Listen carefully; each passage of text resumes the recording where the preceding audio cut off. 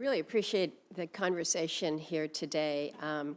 This is probably as important as anything this committee can possibly take up, is what this transition looks like, because we are in this time of transition, and it is about timing.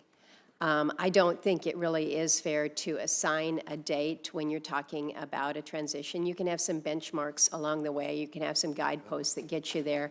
I like Senator Cassidy's idea about this committee looking to some level of regulatory reform, because it's through some consistency with regulation that you will send that signal to the markets, to the investors, that this is the direction that we're headed, and when you've got investment following, it's amazing what can happen in this country right now, but timing is just so hard.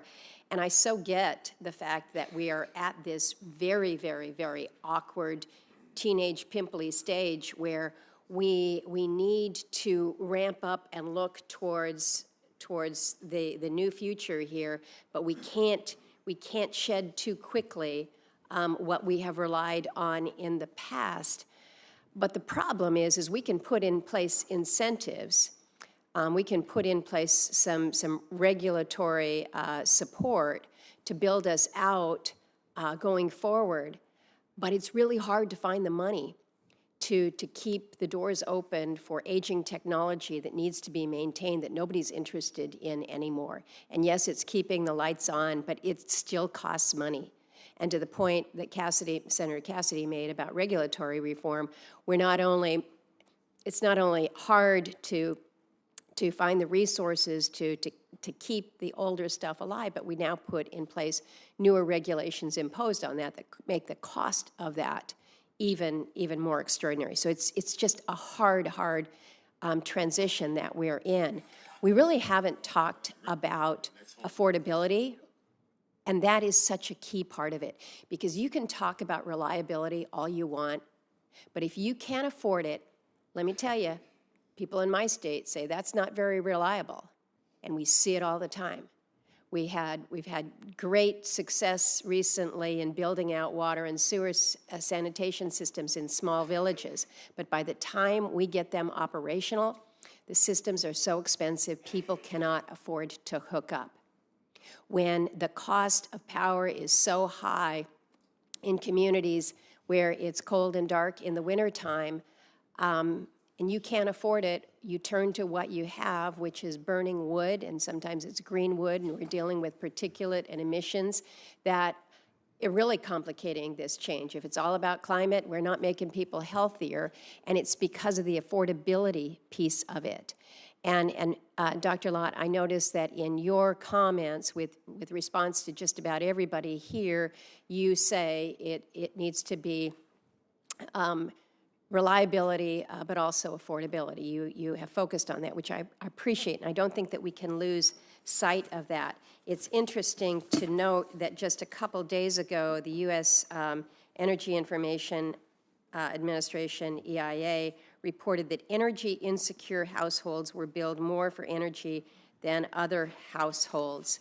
And so I look at that, and I'm concerned that as we're talking about reliability and what that means and what this means in terms of transition and timing, that the affordability piece of it is going to be the expendable piece, because we got to keep the lights on. Well, you'll be able to keep the lights on for those who can afford it. You'll be able to keep the air conditioning on for those who can afford it, the heat on for those who can afford it. And what do we do about the most energy insecure? That's an open-ended question. You have 45 seconds. Dr. Lott. Thank you for the 45 seconds. Today, the conservative number is that 1 in 3 Americans are already energy insecure. They pay a huge amount of their income for their energy bills, or they simply don't turn on the heater in the winter or the air conditioner in the summer because they know they can't afford it if they do that, and they would risk losing their homes. So when we talk about this affordability question, this is why I tried to highlight strongly in my testimony 2 things. One, that any types of policies and regulations need to not just think about power plants, but all the supply technologies that go into them, the grid, and also the demand side, to the point that you made around, I'm in a small home. I'm low income, it is probably less energy efficient than someone who's in a twice the size home. And so I'm paying more for my energy bills.